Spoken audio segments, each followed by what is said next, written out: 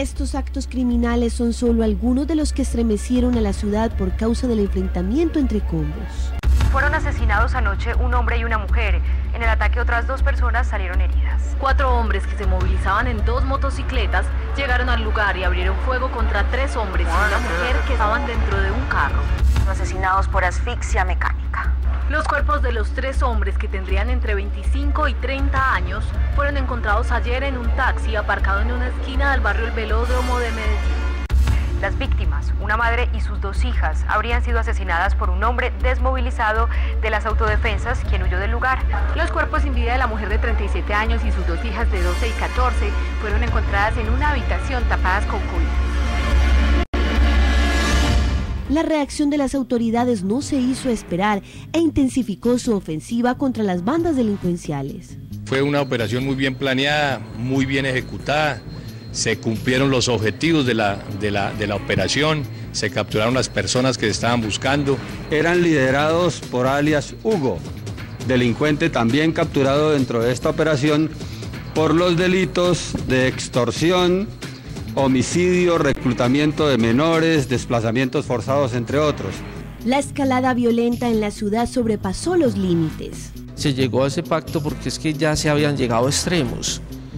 Podríamos decirlo así, a extremos de animalidad, a extremos donde se manifestaba ya una violencia desbordante. Por ejemplo, casos como el de descuartizar personas, meterlas en costales, ese tipo de cosas donde ya rebasan los límites de la racionalidad humana.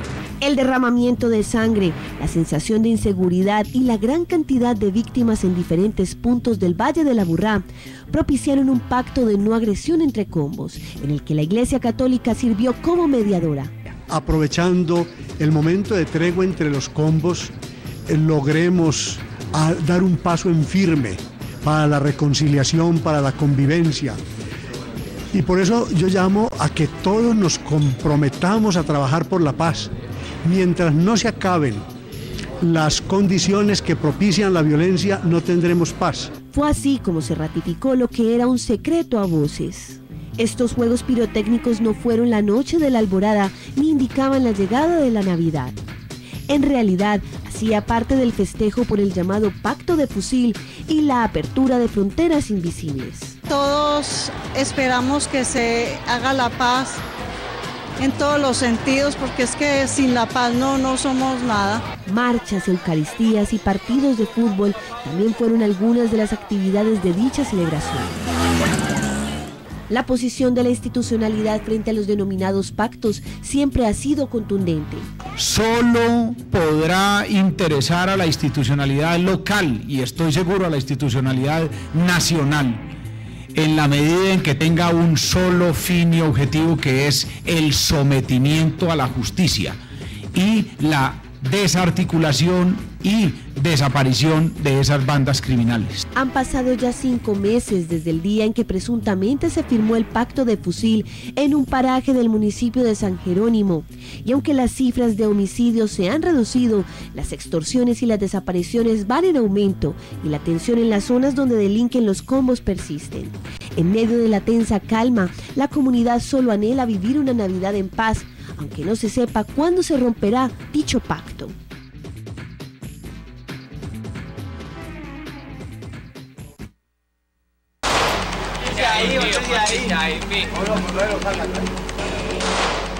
Inicialmente fue un rumor, luego este secreto a voces tomó fuerza y hoy se afirma. El denominado Pacto de Fusiles entre los denominados gaitanistas y la llamada oficina sí existe. El Pacto del Fusil, esto se celebró el 14 de julio de 2013, lo firman los mal llamados surabeños o autodefensas gaitanistas y lo firma la oficina del Valle de Aburrá y en menor medida los rastrogos que tienen presencia en la comuna, en Kennedy. Lo ratifican ellos entre el 23 y 24 de julio en una trocha de Santa Fe de Antioquia y lo denominaron el Pacto de San Jerónimo. Teleantioquia Noticias habló con uno de estos hombres, quien hace parte de una de estas bandas criminales. Pidió no revelar su identidad, pero habló de uno de los detonantes para hacer dicho pacto. porque los urabeños eran los que estaban tratando de coger arriba el desierto para poder hacer de esta comuna, pero no lo pudieron hacer. Me ha impactado ver matar amigos, ver morir amigos que eran amigos de uno y después uno ve o que amigos que eran amigos de uno persiguiéndolo no para matarlo.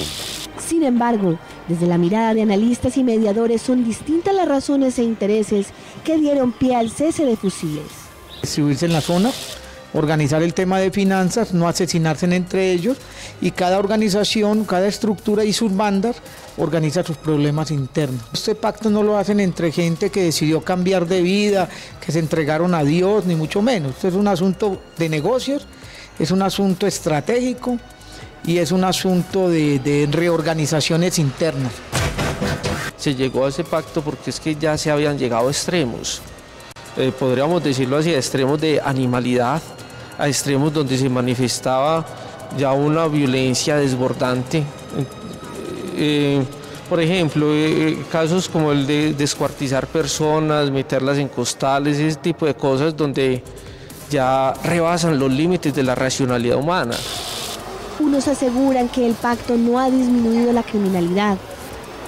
Incluso dicen que aumentaron las desapariciones y extorsiones. Estar pendiente de las vacunas, pendiente de que los carros no les pasen nada, cuidando todo el sector. De vez en cuando me veo muy alcanzado en la casa, salgo y hago mis positivos, me robo una motico, que una cadena de oro, que por allí una señora que viene a recoger la plata de 4 o 5 apartamentos, entonces que la señora del último la inició, que está cansada porque es muy avara, que la robe. Entonces uno hace esas cositas, esos trabajitos así pequeños y tapiñados. Hay tensiones en la Comuna 13, hay tensiones en Kennedy, hay tensiones en la Comuna 8, pero digamos que el pacto sigue. Otros insisten en que sí se ha visto el cambio. En las comunidades, en las parroquias, hemos dejado de celebrar eucaristías por asesinatos, por personas que han asesinado. Ellos que han experimentado, que dicen que han logrado, es una tranquilidad para ellos y para los suyos. Y hay quienes ni siquiera creen en este pacto, como es el caso de Carlos Agudelo, quien por años fue un peligroso delincuente en Manrique. Ya de ahí para allá, hablar de un pacto de fusiles, después de que hubo tanta sangre derramada, pues no sé, pero como el delincuente siempre me lleva a una, y es que la sangre derramada nunca se va a secar y siempre habrá un doliente detrás de esa víctima. La verdad, yo no creo en esos pactos, pero creo en la paz de una cuadra, creo en la paz de varias cuadras, de una comuna incluso puedo creerlo, pero de pensar en una paz colectiva no lo creo. Lo único cierto es que el pacto existe y como todo tendría un inminente final.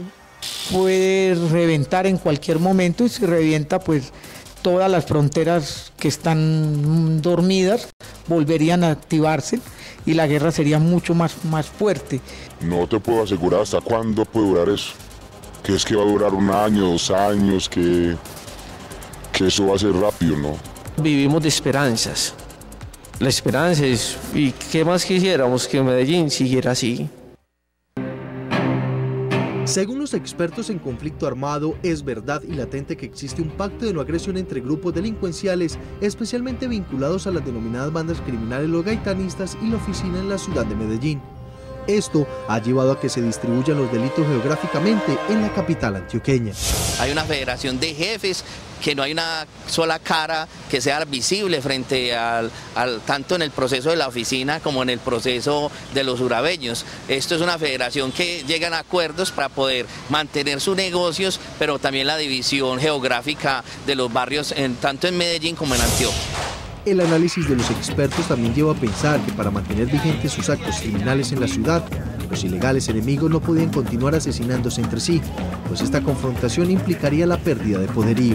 Los pactos o los acuerdos se hacen para sobrevivir y se sobrevive llegando a acuerdos elementales. Por ejemplo, las bandas pueden tener un acuerdo en que no se tocan las familias de ellos. El pacto de paz entre la delincuencia en Medellín solo significa una cosa: disminución en ataques de bando a bando, pero aumento en otros delitos sensibles como la extorsión. Termina siendo pues un poco iluso pensar que unos extorsionistas no se van a dedicar en alguno de sus momentos a realizar algún homicidio, pues para garantizar la permanencia de la extorsión. Entonces, no genera una reducción de las rentas ilegales.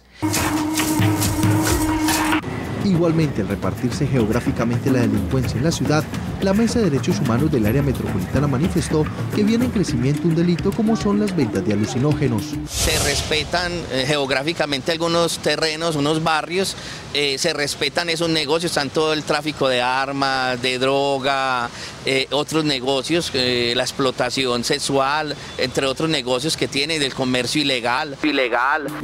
Los asesinatos siguen, afirman los expertos, y aunque aparentemente no se ven, sí son latentes entre las mismas estructuras criminales.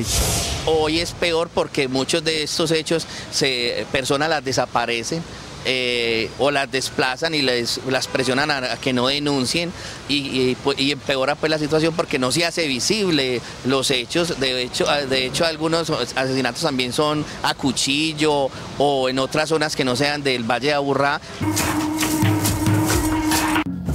A pesar que muchos afirman que el pacto de no agresión entre combos y bandas duraría solo hasta enero del próximo año, los expertos por el contrario manifiestan que esta tregua puede ser duradera, especialmente porque los ilegales hoy tienen estructuras más sólidas y con mayor capacidad de negociación. Yo pienso que es durable porque los urabeños y la BACRIM más importante que existe en el país tiene ya suficiente estructura y madurez relativa, pues esto hay que ponerlo entre comillas, para que puedan entenderse a niveles de mayor competencia. Los expertos le recomiendan a la institucionalidad aprovechar este pacto entre combos para lograr una pacificación total en la ciudad, ya sea con la intervención de civiles o de la misma administración municipal. Si se incluye en esa actividad a la administración y a la policía, pues puede darle, digamos que una solidez mucho más grande. Ahí empieza a generarse un choque entre lo jurídico y lo moral, ¿cierto? Una cosa es la decisión moral de no matar, en la que yo creo que todos estamos de acuerdo. Pero el tema jurídico ya empieza a funcionar de una forma distinta y tendría que trabajarse dependiendo de las condiciones. Si las guerrillas, por ejemplo, son narcotraficantes y las bandas criminales son también narcotraficantes, ¿qué los diferencia? Los diferencia una subjetividad y una calificación que es ficticia.